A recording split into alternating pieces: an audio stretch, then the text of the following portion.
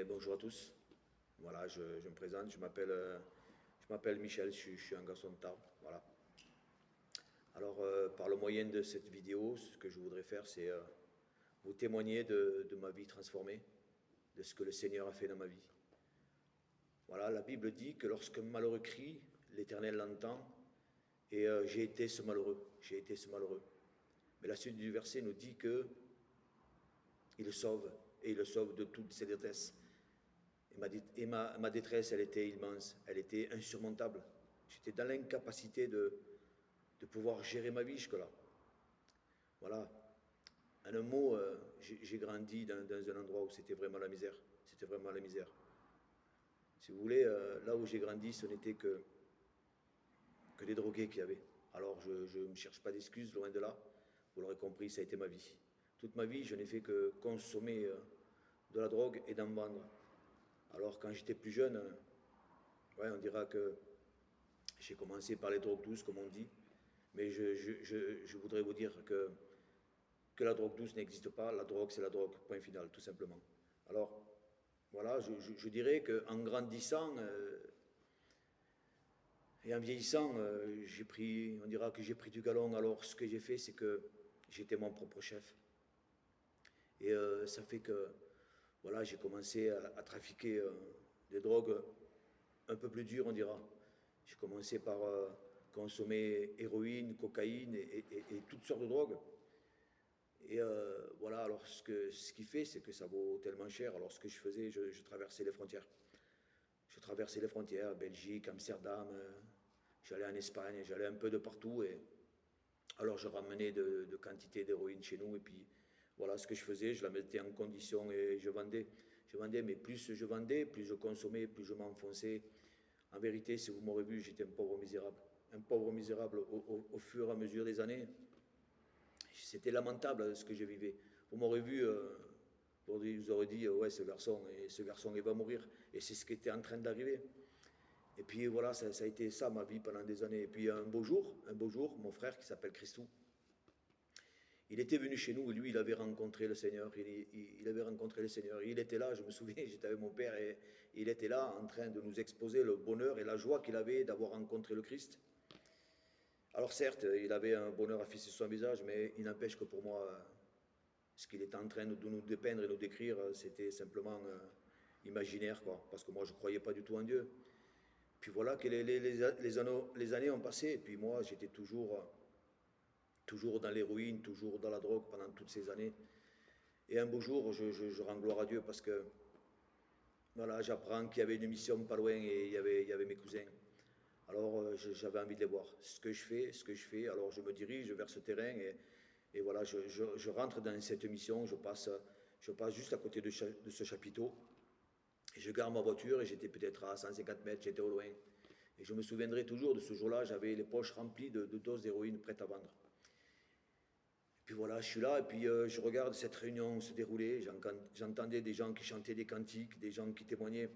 Et quand je voyais ça d'un œil extérieur, alors je le diamante, je rigolais. Je rigolais parce que pour moi, tout ça, ce n'était que du cinéma et un cirque. Je voyais simplement des gens faibles et malheureux qui avaient besoin de s'inventer un Dieu. C'est ce que je pensais, moi.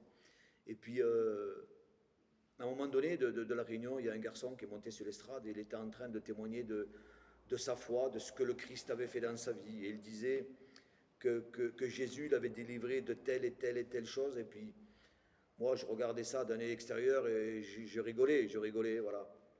Et puis, au bout d'un moment, à la fin de son témoignage, je ne me souviens plus de son témoignage, mais à la fin de son témoignage, il avait dit « Mais le Seigneur est l'épreuve et tu verras s'il n'est pas capable d'agir dans ta vie. » Alors ça m'interpelle parce que moi, je vivais une misère innommable. Alors je me dis pourquoi pas tenter le coup. Alors je suis là, seul au loin, peut-être à 150 mètres du chapiteau, hein, personne ne me voyait. Alors je lève les yeux vers le ciel et je m'adresse à ce Jésus, à ce Dieu que je ne connaissais pas. Et ma prière, c'était celle-ci. Je dis, Jésus, moi je ne te connais pas. Je ne sais pas si c'est vrai tout ça, je ne sais pas si tu existes.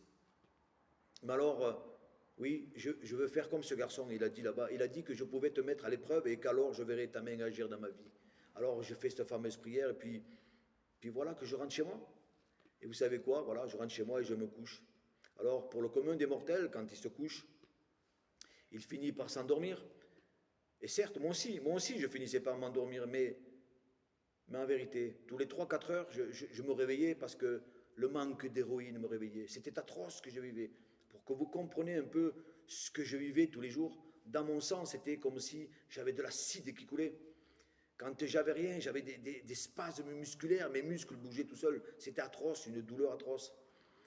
Et puis voilà que ce soir-là, après cette prière, je rentre chez moi et puis voilà, je dors, je finis par m'endormir et en réalité, j'avais passé une nuit extraordinaire comme jamais je n'avais passé depuis plusieurs années. Bon, vous me direz, ben ok, tu as bien dormi, oui, mais ça ne s'est pas arrêté là. Ça ne s'est pas arrêté là. Le lendemain, la journée, la matinée se déroule et je me souviendrai toujours de ce jour-là. Il devait être 1 heure de l'après-midi, j'étais là, assis sur mon canapé et je regardais le journal télévisé. Et d'un seul coup, je me suis mis à penser à l'héroïne. Normal, c'était ma vie. Et d'un seul coup, en vérité, mes frères, mes amis, mes sœurs, il s'est passé un phénomène extraordinaire. D'un seul coup, j'ai senti une présence, une chaleur manifeste descendre dans mon corps, une chaleur agréable. Et puis d'un seul coup, cette voix qui résonnait au fond de mon cœur, alors certes, vous ne l'aurez pas entendue, mais il n'empêche que pour moi, elle parlait à tout mon être. Tu vois, hier, tu as voulu me mettre à l'épreuve et tu voulais voir si j'existais. Aujourd'hui même, je te l'ai prouvé. Aujourd'hui même, je te l'ai prouvé. En vérité, mes amis, mes frères, j'étais toxicomane la veille. Le lendemain, je ne l'étais plus. Le miracle de Dieu dans ma vie. Alors, je te poserai la question à toi qui regardes cette vidéo. Qui peut faire ça? Qui peut faire ça si ce n'est Jésus-Christ lui-même? Oui, il avait fait ce miracle extraordinaire dans ma vie. Plus aucune douleur de manque, aucune. Mais je ne voudrais pas terminer mon témoignage sans vous dire quelque chose. Oui, le miracle n'avait fait que me convaincre que tout ça c'était la réalité, que ce Jésus-là, lequel on m'avait démontré et montré que c'était vrai tout ça. Mais je voudrais vous dire que ça n'avait pas changé ma vie. Étonnant, hein? Oui. Ce qui a changé ma vie, et le seul vrai miracle qui compte, c'est qu'aujourd'hui, le Christ, il est là et vit dans mon cœur. Il est là et vit dans mon cœur. Oui, la foi s'est créée dans mon cœur à l'écoute de sa parole. Alors voilà, que Dieu vous bénisse. Mais je voudrais vous dire une chose, c'est que si un jour Jésus m'a fait grâce, il veut te faire grâce à toi qui écoutes ce message de vie transformée. Mais s'il veut te faire grâce, c'est aujourd'hui. Ce n'est pas demain, ce n'est pas demain. Non, le jour de grâce, c'est pour toi aujourd'hui. Et je terminerai simplement avec une phrase que j'ai entendue un jour. Mets le Seigneur à l'épreuve et tu verras s'il n'est pas capable d'agir dans ta vie. Que Dieu vous bénisse.